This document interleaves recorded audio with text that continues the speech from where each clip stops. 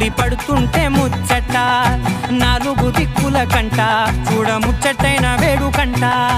ఆ పంచభూతాల తోడుగా ప్రేమ పంచుకొనే పండగంట